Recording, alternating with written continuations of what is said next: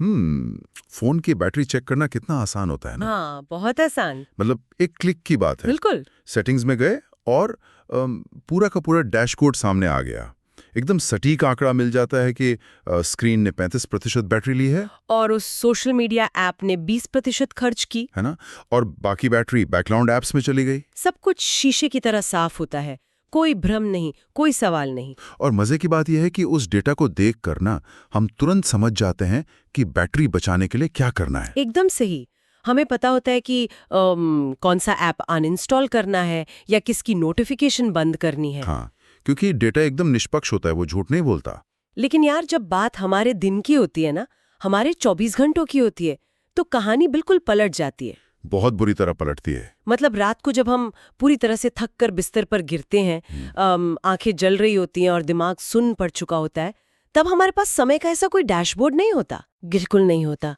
हम बस अंधेरे कमरे में छत को घूरते हुए यही सोचते रह जाते हैं कि आज का पूरा दिन आखिर गया कहाँ। हाँ, और फिर जब भी जीवन में कुछ नया और सार्थक करने की बात आती है ना, जैसे कोई अच्छी किताब पढ़नी हो, गिटार बजाना सीखना हो, अपनी सेहत पर ध्यान देना हो, या फिर खुद को बेहतर बनाने के लिए कोई ज्ञानवर्धक पॉडकास्ट ही क्यों ना सुनना हो। अरे बिल्कुल। आज के टाइम में पॉडकास्ट सुनना कितना आसान है, पर फिर भी हमेशा एक रटा रटाया जवाब होठों पर तैयार रहता है कि मेरे पास समय नहीं है। सही कहा। ये मेरे पास समय नहीं है वाला वाक्य ना आधुनिक मानव जीवन का सबसे आम और शायद सबसे खतरनाक मंत्र बन चुका है। खतरनाक? वो कैसे? क्योंकि हम इसे दिन में इतनी बार दोहराते हैं कि ये हमारे अवचेतन मन का, मतलब हमारे सबकॉन्शियस का हिस्सा बन गया है। हम रुककर ये सोचते तक नहीं कि क्या सच में समय की कमी है।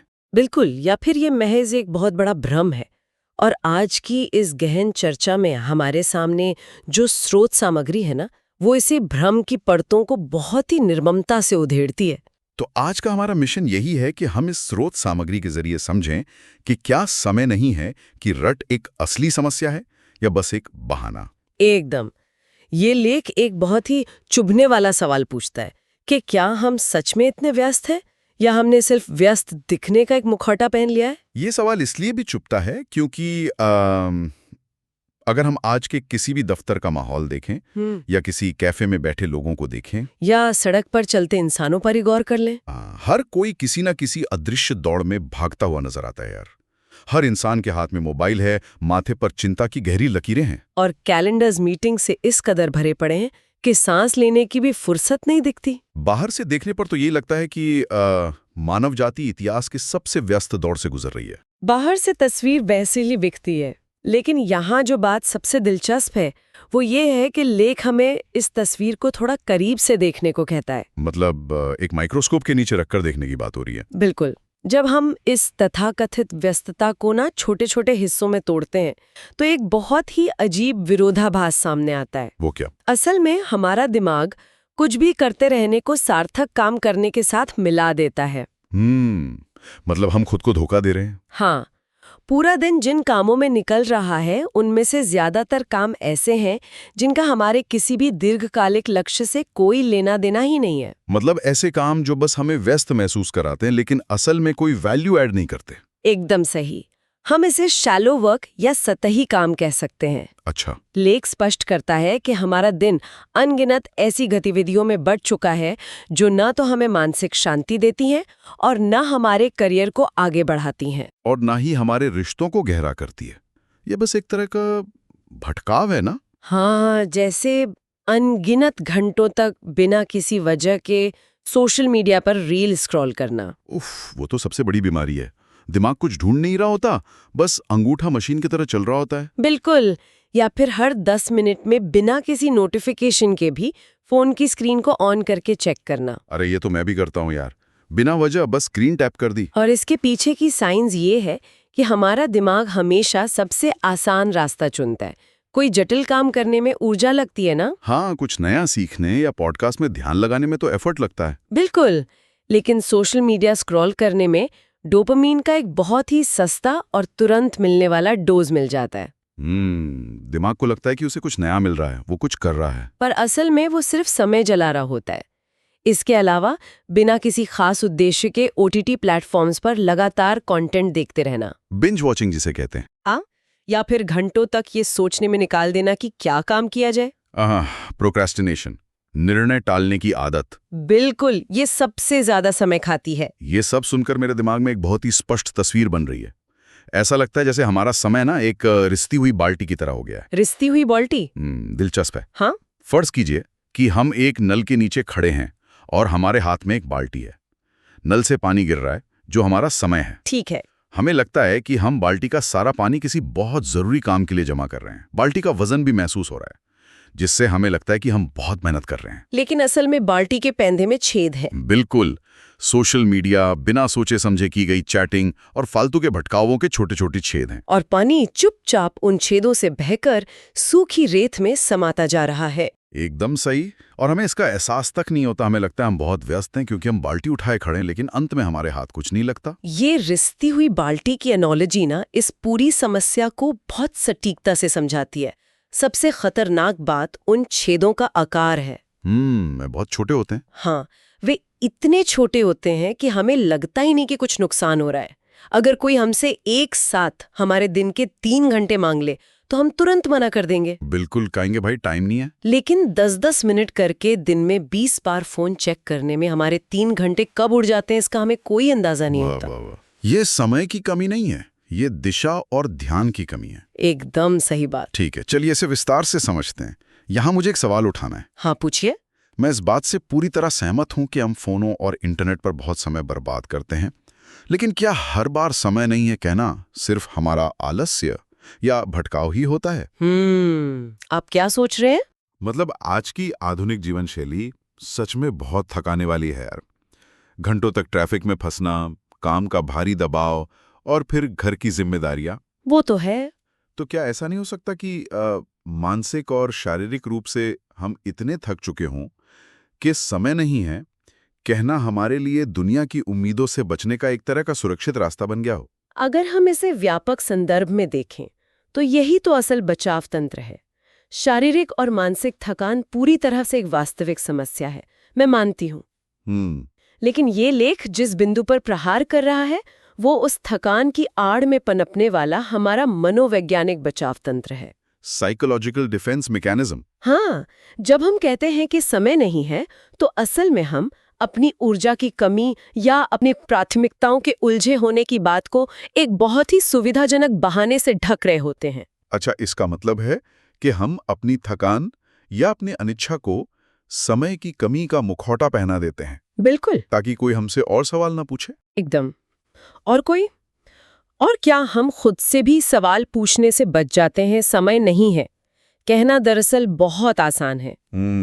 क्योंकि इसमें कोई जिम्मेदारी नहीं लेनी पड़ती। बिल्कुल, ये हमें पीड़ित होने का एहसास दिलाता है, जैसे कि हम तो बहुत कुछ करना चाहते हैं लेकिन समय नाम का ये जो निर्दयी विलन है ये हमें कुछ करने ही नहीं दे रहा। हाँ, सही कहा। जब कोई कहता है कि मैं रोज सुबह उठकर कसरत करना चाहता हूं पर क्या करूं, समय ही नहीं मिलता, तो ये वाक्य ना उस व्यक्ति के अहंकार को बचा लेता है। तो हम असल में खुद को ही एक मनगढ़ंत कहानी सुना रहे हैं ताकि हमें बुरा ना लगे। हाँ, यही सच्चाई है। क्योंकि अगर हम ये मान लें कि हमारे पास कसरत करने के लिए आधा घंटा है लेकिन हम फिर भी कसरत नहीं कर रहे हैं, तो इसका सीधा सा मतलब क्या होगा? यही कि हम करना नहीं चाहते। हाँ, इसका मतलब होगा कि हम आलसी हैं या हमें अनुशासन की कमी है। और यार, आईने में देखकर खुद को आलसी या अनुशासनहीन मानना बहुत ही दर्दनाक होता है। यही वो कॉग्निटिव डिसोनेंस या संज्ञानात्मक असंगति है जिससे हमारा दिमाग हमें बचाना चाहता है। हम उस दर्द से, उस अपराध बोध से बचने के लिए समय को बलि का बकरा बना देते हैं। समय बेचारा मुफ्त में बदनाम है। बिल्कुल। अपनी ऊर्जा, अपने ध्यान और अपने आलस्य का पूरा दोष हम समय की कमी पर मढ़ देते हैं। लेख इसी झूठ को बेनकाब करता है। मतलब ये बताता है कि हम जानबूझकर खुद को इस व्यस्तता के भ्रम में फंसाए रखते हैं ताकि हमें कभी रुककर अपनी असल कमियों का सामना न करना पड़े। एकदम सही। यहाँ ये विषय वाकई बहुत दिलचस्प हो जाता है, क्योंकि अगर हम वास्तव में अपना समय बर्बाद कर रहे हैं और ये सब हमारे दिमाग का खेला हुआ एक मनोवैज्ञानिक खेल है, तो अगला कदम इस चक्रव्यूह को तोड़ना होना चाहिए। बिल्कुल। और स्रोत सामग्री में समस्या का जो समाधान दिया गया है वो कोई बहुत बड़ी टाइम मैनेजमेंट की तकनीक नहीं है। तो फिर क्या है? ये शब्दों का एक बहुत ही छोटा सा लेकिन बेहद शक्तिशाली बदलाव है। लेख सुझाव देता है कि अपनी डिक्शनरी से मेरे पास समय नहीं है वाक्य को निकाल दें। और उसकी जगह क्या कहें? उसकी जगह ये कहना शुरू करें कि ये मेरी प्राथमिकता नहीं है। ये मेरी प्राथमिकता नहीं है। ये तो बहुत भारी बदलाव है ना?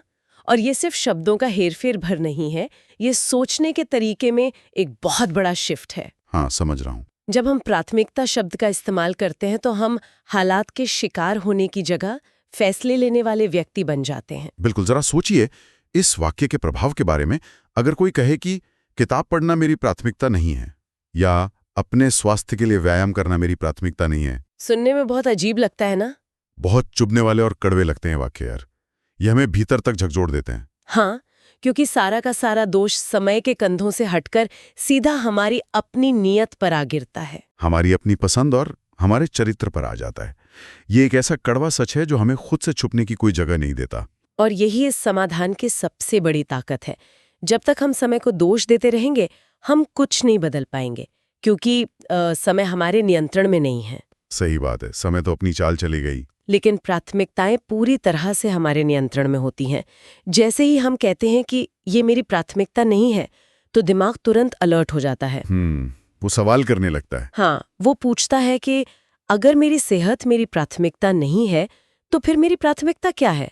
क्या इंस्टाग्राम पर किसी अनजान इंसान की जिंदगी देखना मेरी प्राथमिकता है? उफ, ये तो बहुत सीधा वार है। इस चुभन से ही बदलाव की शुरुआत होती है ना? बिल्कुल। और इस बदलाव को जमीन पर उतारने के लिए लेख एक बहुत ही व्यवहारिक कदम सुझाता है। वो क्या है?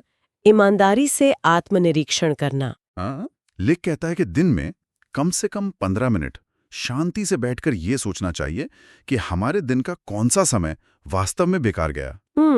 सुनने में ये 15 मिनट का काम बहुत साधारण लगता है, लेकिन असलियत में ये बहुत मुश्किल है। क्योंकि उन 15 मिनटों में कोई फोन नहीं होना चाहिए, कोई आवाज नहीं आनी चाहिए। बस खुद के विचारों का सामना करना होता है, और उस अकेलेपन में दिमाग हर संभव कोशिश करता है कि वो फिर से कोई बहाना कर दे। एकदम सही। लेकिन अगर कोई इंसान पूरी ईमानदारी से अपने बीते हुए दिन के हर घंटे का हिसाब लगाए ना, तो वो खुद हैरान रह जाएगा। हैरान कि उसने कितना समय सिर्फ भटकाओं में गुजार दिया। हाँ, ये आत्मनिरीक्षण उस रिश्ती हुई बाल्टी के छेदों को ढूंढने का काम करता है, जिसकी आपने बात की थी। बिल्कुल।